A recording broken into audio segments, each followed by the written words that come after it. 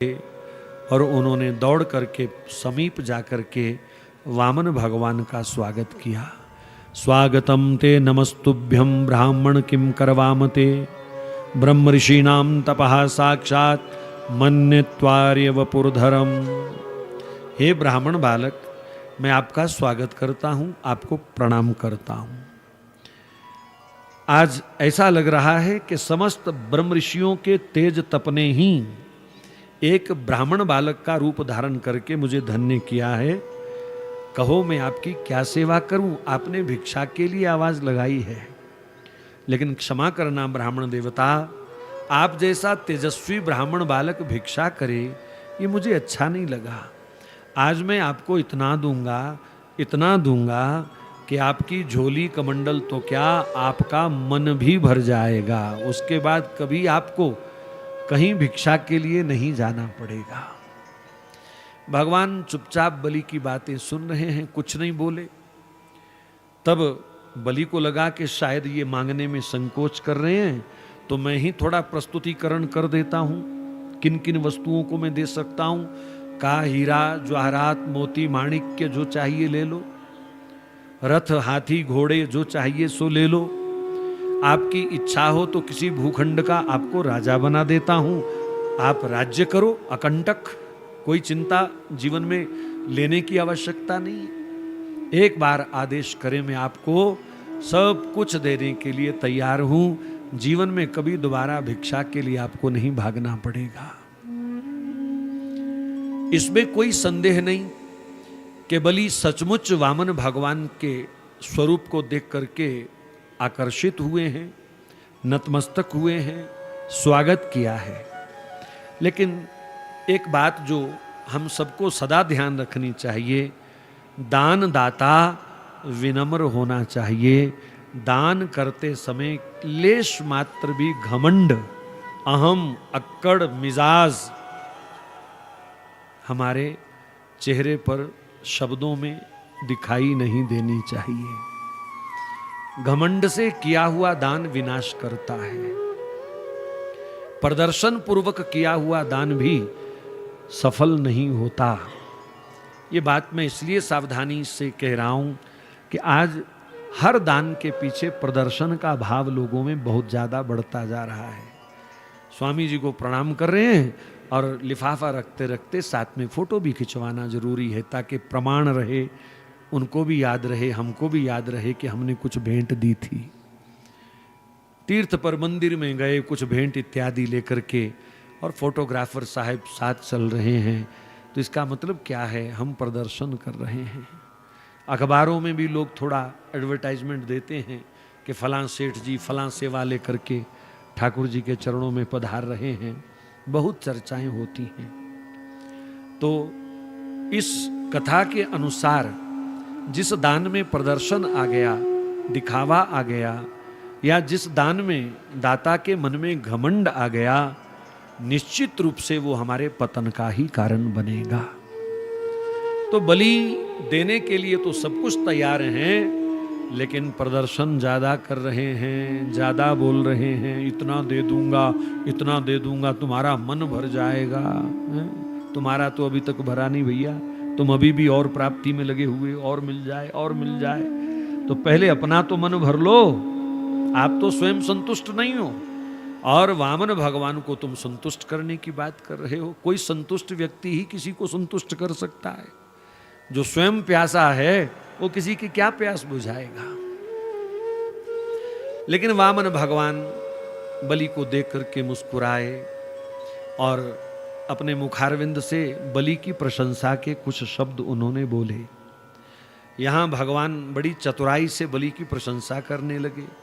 भाई एक बात है, किसी से लेना हो तो थोड़ी प्रशंसा उसकी करनी भी पड़ती है कभी कभी, है? कुछ निकलवाना हो किसी से, किसी की उदारता को बढ़ाना हो, तो थोड़ा प्रशंसा के दो शब्द बोलने भी पड़ते हैं कभी कभी।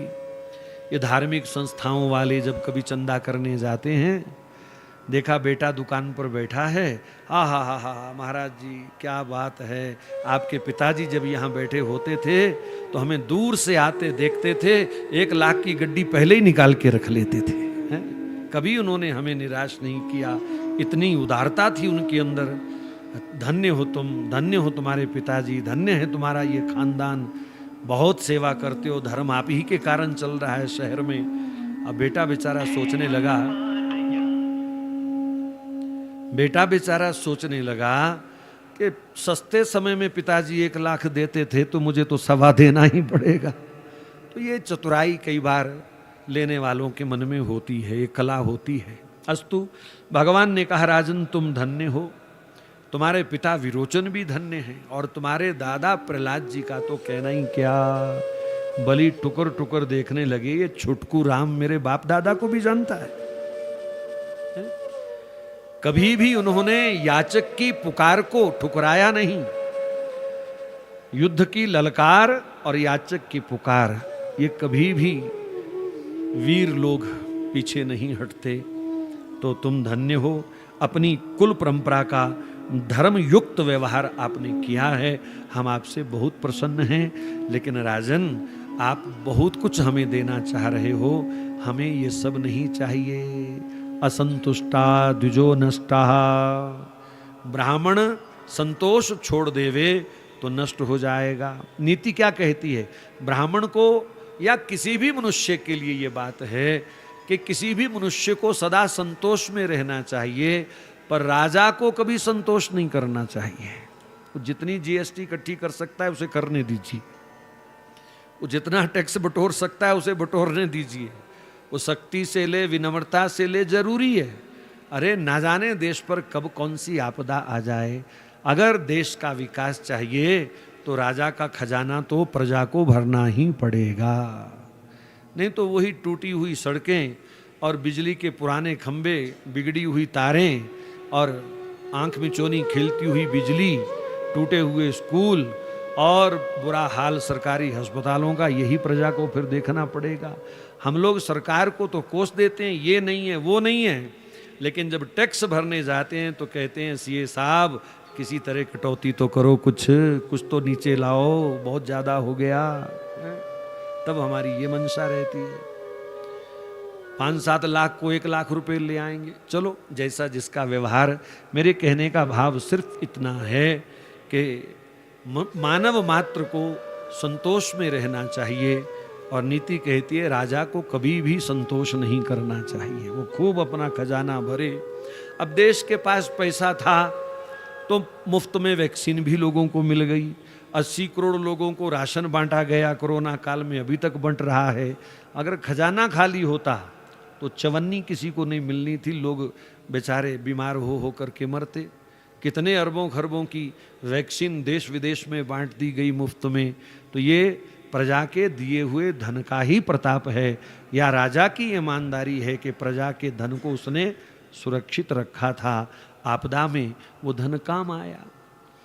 तो वामन भगवान कहते हैं मैं संतोषी ब्राह्मण हूँ, आप भले ही उदार यजमान हैं, मुझे बहुत कुछ देना चाहते हैं, पर मेरी मांग केवल 3 पग भूमि है, मुझे इससे अधिक कुछ नहीं चाहिए।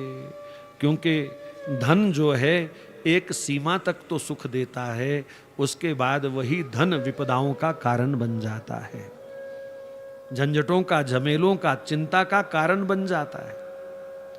इसलिए दे सकते हो तो खुशी खुशी से 3 पग भूमि दान मुझे दो, मैं इसके अतिरिक्त कुछ नहीं लेना चाहता। बलि ठाका मार करके हंसने लगे, अरे ठीक है तुम बालक हो, पर मेरे सामने बालक बुद्धि से बात मत करो। मैं जैसे उदारता दिखा रहा हूं आप भी मांगने में उदारता दिखाओ। क्या कहेंगे लोग, चला था इंद्र बनने और दान क्या किया ब्राह्मण को, 3 पग भूमि। इतना छोटा दान मैंने जीवन में कभी नहीं किया, इसमें तो मुझे संकोच आ रहा है, लाज आ रही है, मैं इतना छोटा दान नहीं कर सकता। बलि ने बहुत कहा, पर वामन भगवान ने अपनी मांग बिल्कुल ऊपर नहीं करी, अपनी मांग नहीं बढ़ाई। वैसे इस कथा से एक बड़ी अच्छी बात निकलती है, दुनिया में ये यजमान और ब्राह्मण का पहला जोड़ा है जहां विपरीत व्यवहार चल रहा है। यजमान कह रहा है ज्यादा लीजिए और ब्राह्मण कह रहा है मैं कम लूंगा। लेकिन व्यवहार में आजकल क्या होता है, ब्राह्मण कुछ मांगे तो यजमान और कहीं कटौती करे ना करे, पर ब्राह्मण की दक्षिणा में कटौती जरूर करता है। बाकी प्रदर्शन में वो खूब लुटाएगा, लेकिन ब्राह्मण को देने की बारी आवे तो उसका बजट ही खराब हो जाता है, बजट ही हिल जाता है सारा उसका। लेकिन ये अच्छा यजमान आया, ये कहता है महाराज मैं छोटा दान नहीं दूंगा, आप मुझसे ज्यादा मांगिए, अधिक लीजिए। पर वामन भगवान ने कहा देखो दे सकते हो तो दो, अपना भी समय खराब मत करो, मेरा भी खराब मत करो, दे सकते हो दो, नहीं तो मैं चला। जैसे ही थोड़ा सा रुख बदला, वामन भगवान ने मुंह घुमाया तो बलि हाथ जोड़ करके सामने खड़े हो गए। ना ना ना महाराज ऐसा मत करो, मेरे सब पुण्य नष्ट हो जाएंगे अगर आप खाली हाथ यहां से चले गए। कोई संत कोई ब्राह्मण द्वार से खाली हाथ चला जाए तो शास्त्र कहता है हमारे पुण्य क्षीण हो जाते हैं। एक तुलसी का पत्ता देकर के ही भेजो, पर घर से किसी को खाली कभी मत भेजो। ये नियम रहे, हर गृहस्थी को पालन करना चाहिए। अस्तु, श्री सुखदेव जी महाराज वर्णन कर रहे हैं, बलि 3 पग भूमि दान करने के लिए सहमत हो गए और कहा महाराज जहां से इच्छा हो आप 3 कदम नाप करके अपनी कुटिया बनाइए और आनंद से भजन कीजिए। जहां आपका मन हो आप कुटिया बना सकते हो। वामन भगवान ने कहा पहले संकल्प करो, संकल्पात जायते सिद्धि। संकल्प का अर्थ होता है मन में दृढ़ निश्चय करना, मन में दृढ़ व्रत धारण करना कि प्रलय भी आ जाए तो मैं अपने वचन को निभाऊंगा, मैं दिए हुए संकल्प का पालन करूंगा। तो वामन भगवान ने कहा पहले संकल्प करो। हाथ में जल का लोटा लेकर के बलि संकल्प करने लगे। जा रहे हैं महाराज जी? ठीक है, कोटि कोटि कोटि कोटि दंडवत प्रणाम महाराज जी, बहुत बहुत धन्यवाद, आपने अपने पवित्र दर्शन से हमें धन्य किया। श्री कृष्ण गोविंद हरे मुरारी, हे नाथ नारायण वासुदेव। श्री कृष्ण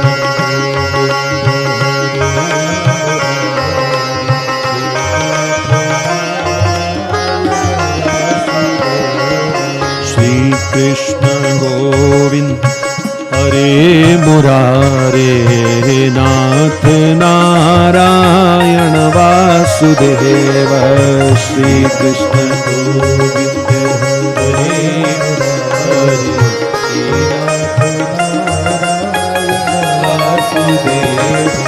हे नाथ नारायण वासुदेव।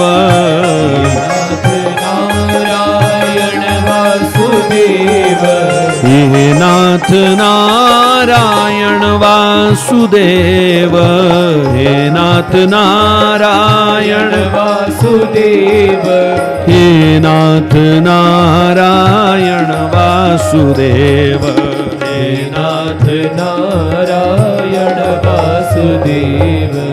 श्री कृष्ण गोविंद हरे मुरारी, हे नाथ नारायण वासुदेव। श्री कृष्ण गोविंद हरे मुरारे, हे नाथ नारायण वासुदेव। कृष्ण गोविंद हरे मुरारी, हे नाथ नारायण वासुदेव। श्रीमन्नारायण नारायण नारायण, श्रीमन्नारायण नारायण नारायण, भजमन्नारायण नारायण नारायण, नारायण नारायण नारायण। श्री कृष्ण गोविंद हरे मुरारी, नारायण वासुदेव। श्री कृष्ण गोविंद हरे मुरारी, हे नाथ नारायण। बाल कृष्ण भगवान की। तो बलि हाथ में जल पात्र लेकर के संकल्प पढ़ने लगे गुरु शुक्राचार्य जी ने रोक दिया, ओ बलि सावधान, ये दान तुम नहीं कर सकते। क्यों गुरुदेव? आज तक कभी आपने मुझे दान करने में रोका नहीं, आज कैसे रोकने आ गए? तो शुक्राचार्य जी ने जो चर्चा कल परसों हमारी हुई वही बात यहां करी। दान देश काल और पात्र को देख करके करना चाहिए। बोले इनमें क्या कमी है? ये जो ब्राह्मण बालक मेरे सामने खड़े हैं ऐसे तेजस्वी, इनकी पात्रता में आपको क्या कमी लग रही है? शुक्राचार्य जी ने कहा, मैं तेरा गुरु हूं, तेरा हित चिंतक हूं, जैसा कहता हूं वैसा करो, चुपचाप चलो यज्ञ करो। कहा गुरु जी क्षमा करना, थोड़ी देर पहले आप आए होते तो मैं जरूर आपकी बात मानता, अब मैं वाकदान दे चुका हूं, अब तो केवल औपचारिकता बाकी है, मैं वचन दे चुका हूं, अब तो कुछ भी हो जाए, परिणाम कुछ भी हो, मैं अपने वचन से पीछे नहीं जा सकता। कहा ये जो वामन बन करके तेरे सामने खड़े हैं, तू इनको पहचान नहीं रहा, इनकी सच्चाई मैं जानता हूं, तेरा सर्वनाश कर देंगे ये, मुकर जा, दिया हुआ वचन तोड़ दे। कहा गुरुजी ऐसा हो नहीं पाएगा मेरे से। तब शुक्राचार्य जी ने अपनी नीति सिखाई। बोले कुछ स्थान ऐसे होते हैं जहां झूठ बोलने में, वचन तोड़ने में दोष नहीं लगता, और वो स्थान बताए। आपको बताऊं कि रहने दूं? भाई झूठ बोलने के लिए जगह बता रहा हूं आपको, बताऊं कि नहीं बताऊं? बता दूं? इसका मतलब आपकी भी झूठ बोलने की इच्छा है, नहीं बता देता हूं, फायदा है। स्त्रीषु नर्म विवाहे च वृत्त्यर्थे प्राण संकटे गौ ब्राह्मणार्थे हिंसायां नानृतम स्याजुगुष्पितम।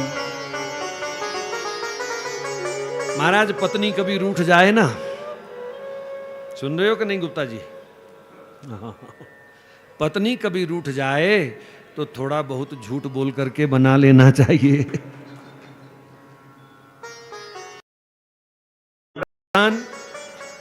विवाह इत्यादि प्रसंग में भाई लड़की 12वीं पास है, बिचौलिया कहता बीए पास है। अब उसका मकसद क्या है कि चलो दोनों परिवार मिल जाएं, ब्याह शादी हो जाए, बेटी अपने घर चली जाए, ये भी अपने भार से मुक्त हों।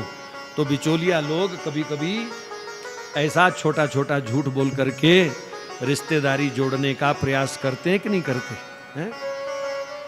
लड़के की तनख्वाह 50,000 है, बिचौलिया कहता है 80-90 तक तो हो ही जाता है उसका, वो 50 को 80-90 बता देगा, चलो काम हो जाए। तो विवाह इत्यादि प्रसंग में भी ऐसे थोड़ा थोड़ा झूठ, लेकिन उसमें व्यक्तिगत स्वार्थ नहीं होना चाहिए, ठीक है।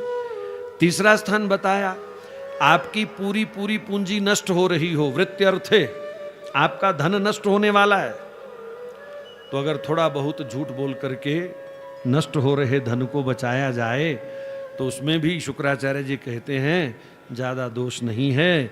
और प्राण संकट में हो, जान निकलने वाली हो, तो प्राण संकट में आ जावें तो उस स्थिति में भी झूठ बोलना अपराध नहीं है। गौ ब्राह्मणार्थे, गाय माता की रक्षा के लिए 100 करोड़ झूठ भी बोलना पड़े तो व्यासपीठ की तरफ से खुली छुट्टी है। 100 करोड़ बार भी झूठ बोलना पड़े गौ माता के लिए, खुली छुट्टी है जी। हाँ, कोई अपराध नहीं। ब्राह्मण की रक्षा के लिए, ब्राह्मण को बचाने के लिए किसी अपराध से अथवा किसी दंड से अगर झूठ बोलना पड़ जाए, हिंसा को रोकने के लिए, मान लो हिंसा होने वाली है, लड़ाई लगने वाली है, मारकाट होने वाली है, थोड़ा बहुत झूठ बोल करके उस हिंसा को भी अगर रोक लिया जाए तो शुक्राचार्य जी कहते हैं कोई दोष नहीं है। तो यहां कौन से बिंदु आए? बोले तेरे वृत्त्यर्थ है, तेरा वित्त भी सारा चला जाएगा, राजपाट भी चला जाएगा, और मुझे संदेह है तेरे प्राण भी नहीं बचेंगे। बलि ने कहा, गुरुजी 3 पग में मेरा क्या नष्ट होने वाला है? ये मुझे मारने वाले लग रहे हैं आपको? ये मुझे मारने आए हैं क्या? तब शुक्राचार्य जी ने कहा, ये छिटकू राम को तुम पहचान नहीं रहे, ये भगवान विष्णु है। जैसे ही विष्णु भगवान सुना तो बलि कहते हैं, गुरुजी अब हट जाओ। अब भक्त और भगवान के बीच, जब भक्त और भगवान मिल रहे हैं तो फिर गुरु का कोई काम नहीं है। अब हट जाओ, पीछे हट जाओ आप। अब तो जो मर्जी प्रणाम देखना पड़े, मैं ये दान अवश्य करूंगा। बार बार वो डांट रहे हैं। बलि ने मन ही मन गुरुदेव का त्याग ही कर दिया। मैं आपको गुरु मानता ही नहीं। जाके प्रिय न राम वैदेही, तजिए ताही कोटि बैरी सम, यद्यपि परम स्नेही। मीरा जी ने तुलसीदास जी को पत्र लिखा। ये घर के लोग बड़ा परेशान कर रहे हैं, ये बिरादरी के लोग, ये घराने के लोग बड़ा परेशान कर रहे हैं, क्या करूं? तो तुलसीदास जी ने, क्योंकि वो श्री राम जी के अनन्य उपासक हैं, तो उन्होंने मीरा को पत्र का जवाब दिया। पत्र लिख करके भेजा, जाके प्रिय ना राम वैदेही, जो भगवान से, सीताराम जी से प्रेम नहीं करता, मीरा छोड़ दे, छोड़ दे।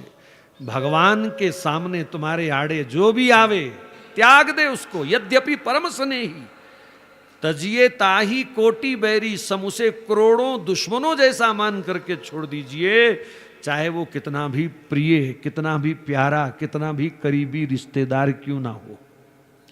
मीरा जी ने सोचा कि ये कौन से रिश्ते छोड़ने की बात कह रहे हैं? ये तो मेरा परिवार है, मेरा पति है और सब लोग हैं, ये किसको छोड़ने की बात कह रहे हैं? व्यवहार आज्ञा देता है क्या? 5 रिश्ते ऐसे होते हैं जो कभी टूटने नहीं चाहिए, पर तुलसीदास जी ने उन 5 रिश्तों को भी तोड़ने की आज्ञा दे दी। कहा, यद्यपि परम स्नेही तजयो पिता प्रहलाद। पिता से कभी संबंध नहीं तोड़ना चाहिए, लेकिन भगवत मार्ग में अगर पिता बाधा बन रहा है तो प्रहलाद जी ने पिता का त्याग कर दिया। तजयो पिता प्रहलाद। अपने भाई का किसी भी स्थिति में त्याग नहीं करना चाहिए, लेकिन विभीषण बंधु, राम जी के विरोध में रावण उतर गया तो विभीषण ने उस रावण का त्याग कर दिया। तजयो पिता प्रहलाद विभीषण बंधु, भरत महतारी। मां का स्थान जीवन में कितना ऊंचा है, कितना बड़ा है, लेकिन वही कैकेयी मां अगर राम जी को वनवास भेजती है तो भरत ने कैकेयी को जीवन में कभी मां नहीं कहा। कैकेयी के कान तरस गए, बेटा एक बार मां बोल दे, मेरे राम को वनवास भेजने वाली मेरी मां नहीं है, मेरी मां नहीं है। भरत महतारी, बलि गुरु तजयो। बलि ने गुरु का त्याग कर दिया। गुरु की भूमिका क्या है? शिष्य और भगवान का हाथ पकड़ करके दोनों को मिलाना, और ये अलग करना चाह रहा है। ये मिले हुए भक्त और भगवान को अलग करना चाह रहे हैं शुक्राचार्य जी। तो बलि गुरु तजयो कंत ब्रज बनिता। ब्रज स्त्रियों ने, ब्रज गोपियों ने अपने पतियों का त्याग कर दिया। किन पतियों का? जो भगवान से ईर्ष्या करते थे, जो भगवान से नफरत करते थे, जो उनको भगवान से दूर करते थे। ये बहुत बड़ी बात तुलसीदास जी ने कही, और समाज का बहुत बड़ा समाधान है ये। बहुत सारे लोग आज भी उलझे हुए इन बातों में। क्या करें, कहां जाएं, क्या करें, कहां जाएं, रास्ता नहीं दिख रहा। फिर तुलसीदास जी ने आगे एक और उदाहरण दी। अंजन कहा आंख जही फूटे। अंजन आंख की सुंदरता बढ़ाने के लिए तो होता है, लेकिन जो अंजन आंख को ही फोड़ दे, उस अंजन को ही फेंक देना चाहिए, उसे कभी भी स्वीकार नहीं करना चाहिए। तो जो भी रिश्ता, जो भी व्यवहार, जो भी धंधा तुम्हें भगवान से दूर करे, उसे कृपया छोड़ दीजिए, नहीं तो लोक भी बिगड़ेगा, परलोक भी बिगड़ेगा। बलि ने गुरु का त्याग कर दिया, गुरु का त्याग कर दिया। ये बात आज के समय में बहुत विचारणीय है, क्योंकि आज कलयुग में बहुत सारे गुरु भगवान का तो परिचय कराते ही नहीं, बस गुरुजी रटते रहो, गुरुजी रटते रहो। अब पता नहीं कौन से गुरुजी हैं, मुझे तो कभी दर्शन नहीं हुए, लेकिन गुरुजी बस गुरुजी, और भगवान का कहीं नाम नहीं। भगवान की जगह अपनी फोटो पुजवाएंगे, भगवान की जगह अपनी पादुका पुजवाएंगे। ऐसे कलयुगी पाखंडियों से सच कहूं, ये कौन है जो अपनी पूजा करवा रहे हैं भगवान को पीछे करके? ये सब यमराज के एजेंट हैं।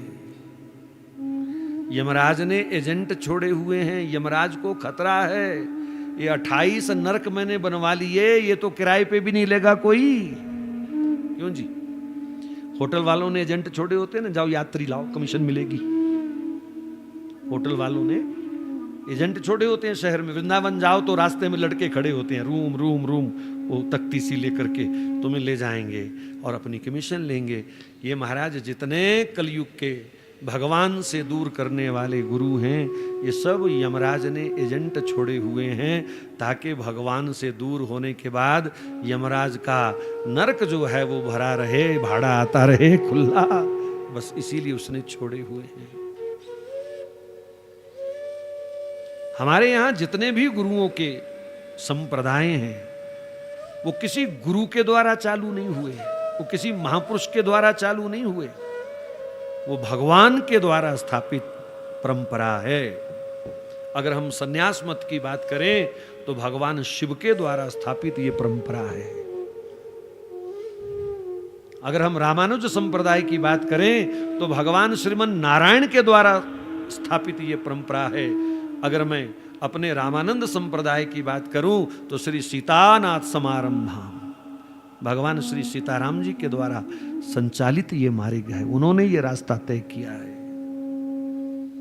इसी प्रकार जितने भी हमारे वैष्णव या सन्यास आश्रमों के अधीन जितने भी संप्रदाय हैं, इनकी परंपरा किसी मनुष्य के द्वारा, किसी गुरु के द्वारा चालू नहीं हुई, स्वयं भगवान के द्वारा ये परंपराएं चालू की हुई हैं। और भगवान ने अपने हाथों से किसी आचार्य को उस आचार्य पद पर आसीन किया है, तब ये ट्रांसफार्मर से लाइट आगे चल रही है।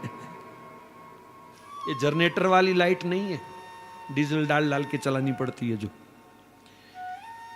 ये पावर हाउस की लाइट है भैया। इसलिए इन बातों को आप समझिए, भेड़ चाल से बचिए, बहुत जरूरी है, नहीं तो ना लोक में कोई सुख है ना परलोक में कोई सुख है। तो बलि गुरु तजियो, जो भगवान से तुम्हें दूर करे, अपने आप पुजवाए, ऐसे गुरुओं का तो पिंडदान यहीं कर देना चाहिए। बद्रीनाथ में पिंडदान का बड़ा महत्व है। आज ऐसे भी अमावस्या है, शाम को करे आना।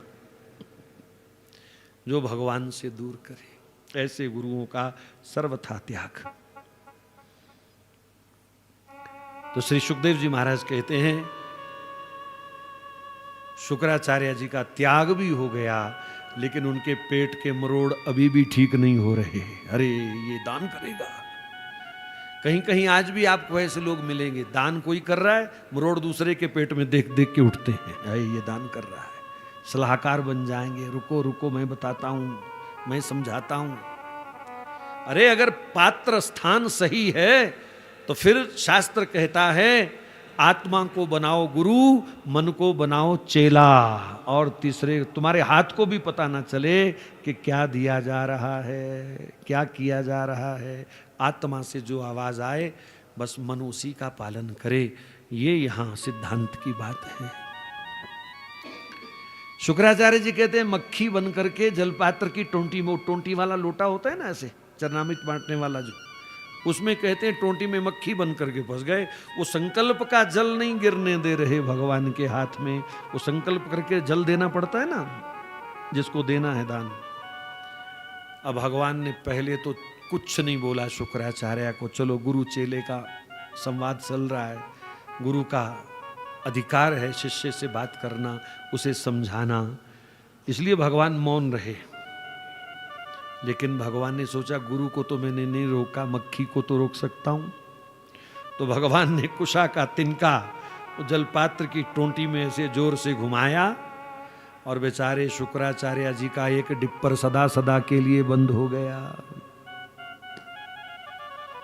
मुझे हैरानी इस बात की है कि शुक्राचार्य जी महाराज मृत संजीवनी मंत्र के जानकार हैं। मरे हुए आदमी को जला करके उसकी 2 चुटकी राख इनके सामने रख दी जावे, यानी डीएनए सैंपल इनके सामने रख दिया जावे, तो शुक्राचार्य जी उस आदमी को जीवित कर सकते हैं। ऐसी साइंस है इनके पास। लेकिन वही शुक्राचार्य जी अपना डिप्पर दोबारा चालू नहीं कर पाए, अपनी आंख को दोबारा वो जीवित नहीं कर पाए। भगवान ने सदा सदा के लिए उनको काणा कर दिया।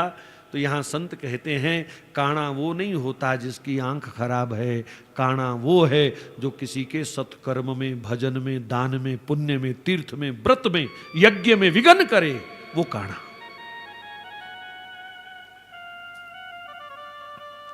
बेचारे आंख पर हाथ रख करके एक कोने में खड़े हो गए। ये प्रभु आपने क्या किया, ब्राह्मण की आंख फोड़ दी आपने, ब्राह्मण को तो दंड नहीं दिया जाता, शास्त्र कहता है। तो भगवान ने कहा मैंने ब्राह्मण को कब दंड दिया, मैंने तो मक्खी उड़ाई है वहां से। अब मुझे क्या पता तुम फंसे हो बीच में। तो मक्खी की तरह बीच में फंसने की कभी कोशिश हमको नहीं करनी चाहिए। अच्छा, मक्खी ही क्यों बने वैसे मुझे पता नहीं है, लेकिन फिर भी अनुमान लगाता हूं कोई और रूप बना लेते, मक्खी बने। इसका अर्थ यह है कि मन में जब विचार बिगड़ते हैं, जब मन के विचार गंदे होते हैं, क्योंकि आप सफाई रखोगे मक्खी नहीं आएगी, गंदगी पर मक्खी बैठेगी। घर में सफाई है तो मक्खी नहीं दिखेगी, गंदगी है तो मक्खी भी दिखेगी, कचरा है तो मक्खी भी दिखेगी, जूठन पड़ी है तो मक्खी भी दिखेगी। इसका मतलब मन जब हमारा कलुषित होता है, मन के विचार जब हमारे गंदे होते हैं, तो मनुष्य का व्यवहार उस समय मक्खी जैसा हो जाता है। यहां व्यास जी ने इसीलिए उनको मक्खी कहा। तो मक्खी, अब शुक्राचार्य जी बेचारे आंख मल रहे हैं, कोने में खड़े होके बलि का संकल्प पूर्ण हुआ। कहा प्रभु जहां से इच्छा हो आप अपने 3 पग नाप लीजिए। और भगवान ने वहीं खड़े खड़े विराट रूप धारण कर लिया। बोलो भक्त वत्सल भगवान की। बलि को तो दान का नगद फल मिला जी, नगद फल। ये विचारणीय बात है, क्योंकि दान का फल नगद नहीं होता। 2 चीजों का अध्यात्म में फल नगद है, एक सत्संग का और एक ध्यान का। फल क्या होता है अध्यात्म में? और कोई कुछ फल नहीं है, मन की शांति ही असली फल है। आप सत्संग में मन लगा करके बैठोगे, शांति नगद मिलेगी। मज्जन फल पेखिए तत्काला, काक होई पिक बकऊ मराला। जैसे स्नान करते समय जल का लोटा जैसे ही शरीर पर गिरेगा, गीलापन और शीतलता उसी समय मिलती है, घंटे बाद नहीं मिलेगी, नगद मिलती है, तुरंत मिलती है। तो गोस्वामी जी कहते हैं मज्जन फल पेखिए तत्काला। सत्संग में भी तुम अगर स्नान करते हो तो तुरंत फल उसका आपको मन की शांति के रूप में प्राप्त होता है।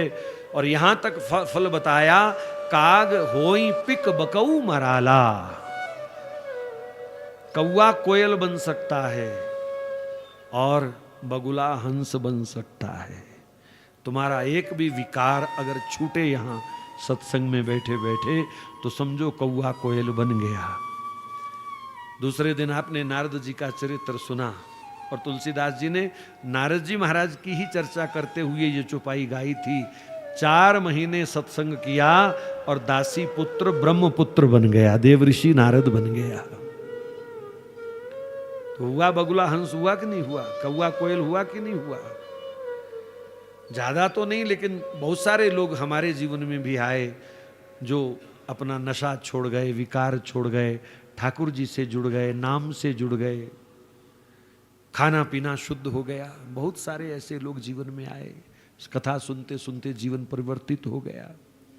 और एक बात और कह दूं, अगर कथा श्रवण करने के बाद विकार छोड़ने की इच्छा नहीं है तो तो वही कल वाली बात, व्यथा श्रमे वही केवलम, मुफ्त का आपने यहां परिश्रम किया, मुफ्त का, कोई लाभ नहीं उसका, परिवर्तन होना चाहिए।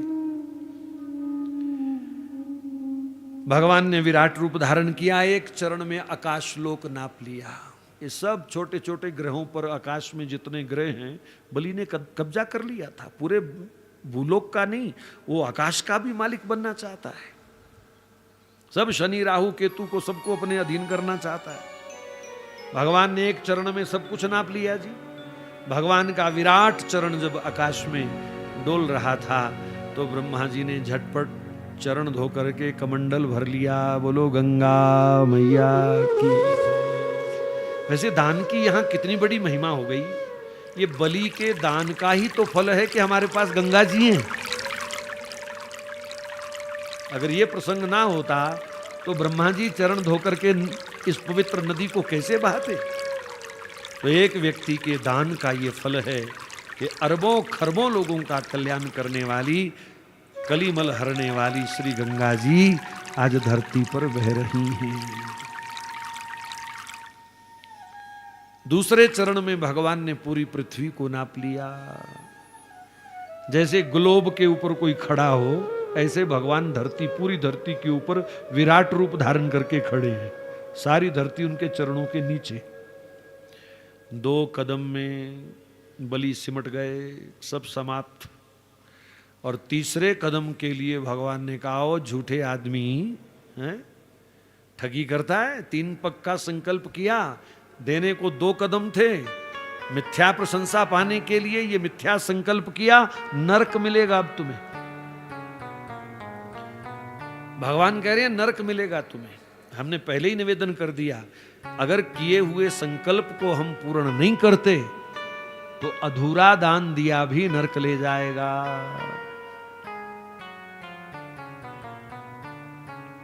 हमारा गौसेवा से जीवन जुड़ा हुआ है। कई बार महाराज कथाओं में लोग अनाउंसमेंट करवाते हैं और टेलीविजन पर कथा चलती हो लाइव, फिर तो बहुत ज्यादा अनाउंसमेंट कराते हैं और बाद में मुकर जाते हैं। 51,000 वाले कई बार 5100 पे आ जाते हैं। वो नहीं, वो समय बोला गया, गलती से बोला गया। भैया गलती से नहीं बोला गया, तेरे को पता था टीवी पे कथा चल रही है।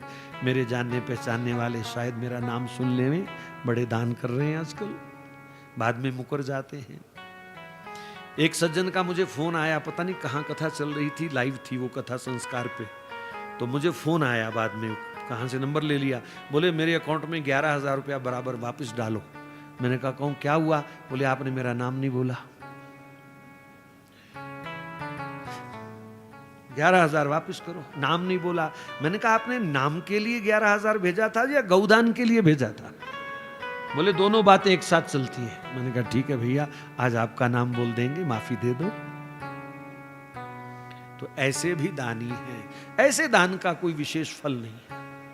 थोड़ी सी मन को 2 पल के लिए तसल्ली मिलती है झूठी प्रशंसा सुन करके, लेकिन आगे इसका कोई फल नहीं है।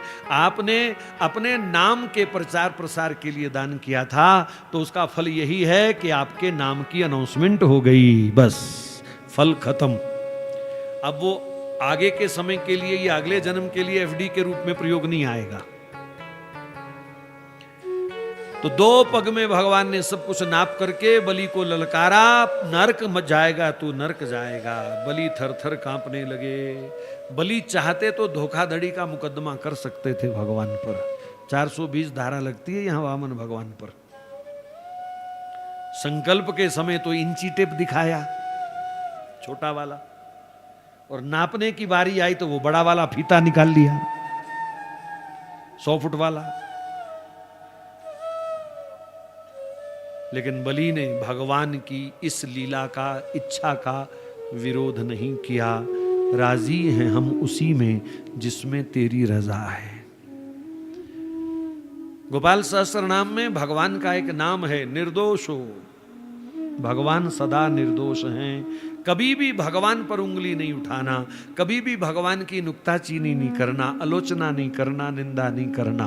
रामायण में लिखा है हरि गुरु निंदक दादुर होई, जन्म सहस्र पाव तन सोई। श्री हरि की और अपने गुरुदेव की जो निंदा करते हैं, गुरुदेव का मतलब संतों की जो निंदा करते हैं, मेंढक का डड्डू का जन्म मिलेगा, मेंढक बनेगा। कितने जन्म? जन्म सहस्र, 1000 वर्ष वो मेंढक की योनि में जाएगा और फिर टर टर टर टर टर टर करेगा। निंदा चुगली को मेंढक की टरटर कहा है तुलसीदास जी ने। इसलिए कभी भी संतों की, भगवान की आलोचना निंदा नहीं करना। सो भगवान की इस इच्छा का बलि ने विरोध नहीं किया। अब जवाब नहीं है और भगवान ने अंगूठा रख दिया, बोल बोल है कुछ, तीसरा पग कहां रखूं?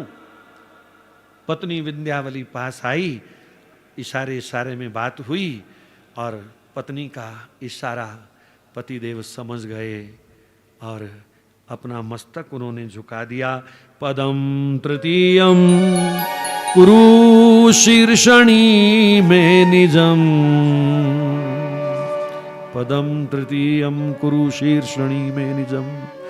अपना तीसरा चरण मेरे मस्तक पर रख दीजिए। 2 चरण में आपने मेरे धन धान्य संपत्ति को धन्य किया, अब तीसरे चरण में आप मुझे धन्य कर दीजिए। थोड़ा सा मन तो ठाकुर जी का भी उस समय हिला होगा कि क्या हो रहा है, लेकिन ठाकुर जी बड़े दयालु हैं, बड़े दयालु हैं। भगवान उसके सिर पर चरण रखने लगे तो ब्रह्मा जी खड़े हो गए। ए महाराज, ये काम मत करियो, ये काम मत करियो, ब्राह्मणों को भूखे मारोगे क्या? भगवान ने को इसमें ब्राह्मणों के भूखे मरने वाली क्या बात है? बोले ब्राह्मणों का मुख्य जो व्यवसाय है वो दान है, रोजी रोटी का साधन मुख्य ब्राह्मणों का दान से चलता है। आजकल की तो छोड़ो बात, पुराने समय की बातें हैं, ये तो आजकल तो ठीक ठाक है सब, लेकिन फिर भी जो ब्राह्मण कर्म से जो ब्राह्मण हैं, जो कर्मकांडी ब्राह्मण हैं, याज्ञिक ब्राह्मण हैं, उनकी रोजी रोटी दान से चलती है। तो ब्रह्मा जी ने कहा, प्रभु अगर आपने इसके सिर पर चरण रख दिया इतना विराट, इसकी बन जाएगी चटनी और आगे से कोई भूल के भी दान नहीं करेगा, ब्राह्मण भूखे मरेंगे, लोग कहेंगे बलि ने दान किया था, देखा चटनी बना दी उसकी भगवान ने। तो दान करने वालों की चटनी बनती है, ये प्रथा, ये मुहावरा बन जाएगा और ब्राह्मण बेचारे कहाँ जाएंगे, क्या करेंगे? भगवान मुस्कुराते हुए कहते हैं, ब्रह्मदेव आपने प्रश्न तो सही किया है, लेकिन आपको ये किसने कह दिया कि मैं इसको मारने वाला हूं? बोले मरेगा ही, इतना बड़ा चरण इसके सिर पे रखोगे, मरेगा ही। भगवान ने कहा, नहीं ब्रह्मा जी, मैं इसको मारने वाला नहीं, मैं इसको तारने वाला हूं। भगवान के चरणों में जो गिर गया उसको तो भगवान तारते ही तारते हैं, तारते ही हैं। मैं तो कभी कभी सोचता हूं, जब भगवान आए थे बलि के द्वार पर, अगर उसी समय इसने मस्तक रख के प्रणाम किया होता, थोड़ा अक्कड़ से प्रणाम किया ना, 100वां यज्ञ था, थोड़ा घमंड आना शुरू हो गया होगा, अब तो मैं इंद्र बनूंगा, तो आजकल के लड़कों की तरह ऐसे करके सिर हिलाया, थोड़ा महाराज नमस्ते। साधु को, ब्राह्मण को